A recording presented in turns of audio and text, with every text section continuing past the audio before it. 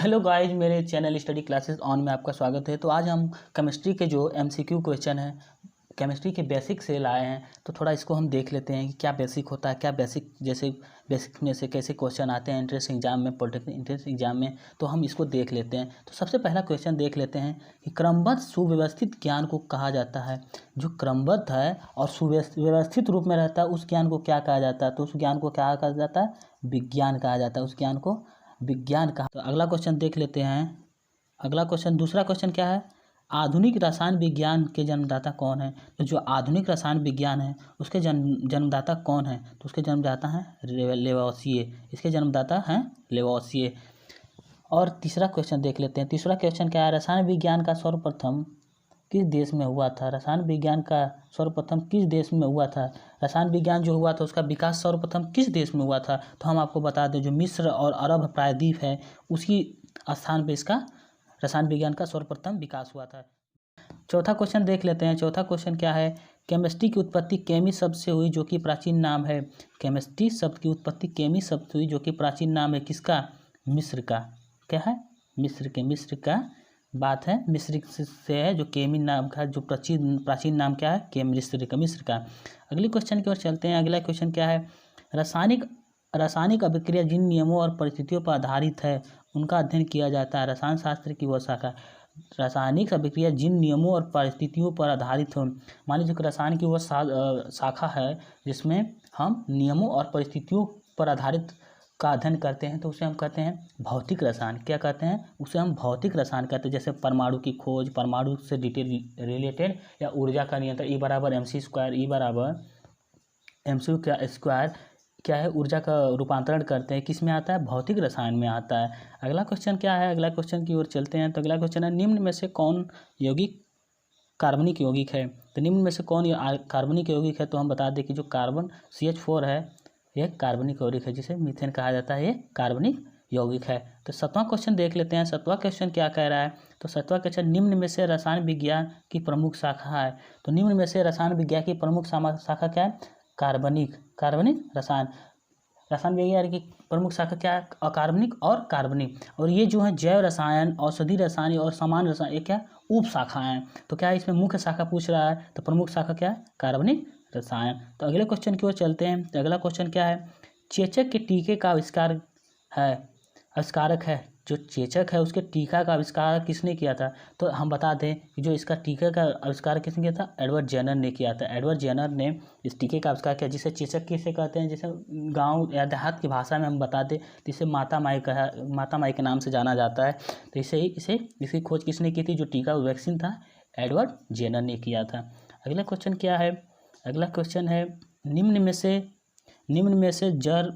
जर्मनाशी है। निम्न में से जर्मनाशी है।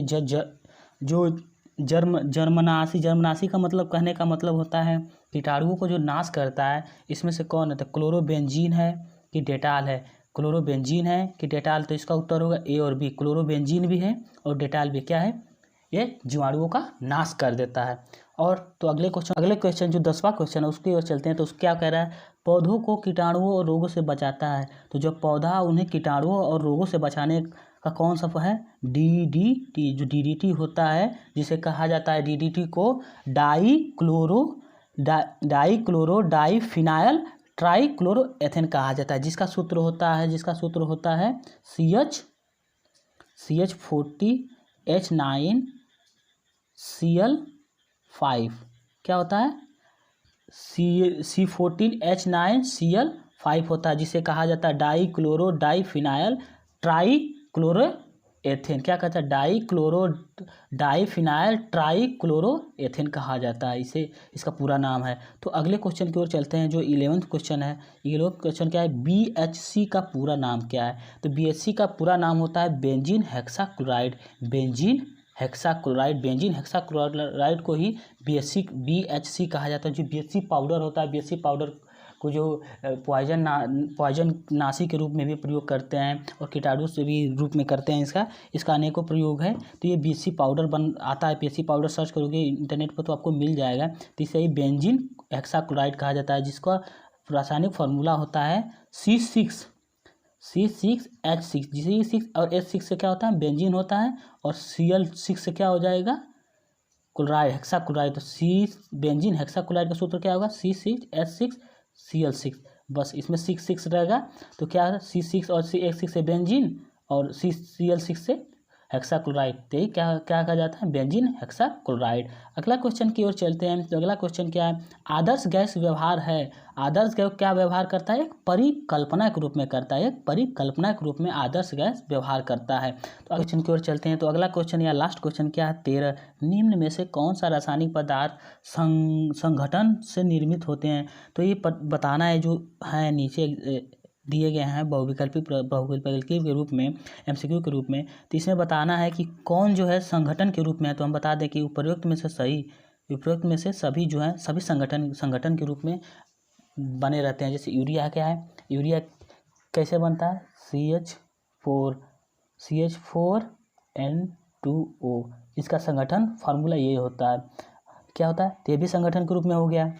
अगला जो सल्फा ड्रग्स क्या है, सल्फा ड्रग्स दूसरा देख लेते हैं। सल्फा ड्रग्स भी क्या होता है, जो होती हैं दवाई, अनेक प्रकार की सल्फा ड्रग्स से अनेक प्रकार की दवाइयाँ बनती हैं। एमोक्सिलिन, स्पेक्ट्रम आदि जो दवाइयाँ होती है, एमोक्सिलिन, स्पेक्ट्रम आदि दवाइयाँ सब सल्फा ड्रग्स से बनती हैं। सल्फा ड्रग्स में क्या होता है, ये भी अनेक यौगिकों से मिलकर बना होता है सल्फा ड्रग्स। तो ये भी एक हो गया क्या, संगठन के रूप में हो गया। अब इसके बाद अगला है डेटॉल भी संगठन के रूप में मिलकर बनता है, जो कीटाणुनाशक होता है। इसलिए इसका उत्तर होगा उपरोक्त सभी, इसका उत्तर होगा उपरोक्त सभी। तो इसका उत्तर डी, उपरोक्त सभी। Thank you.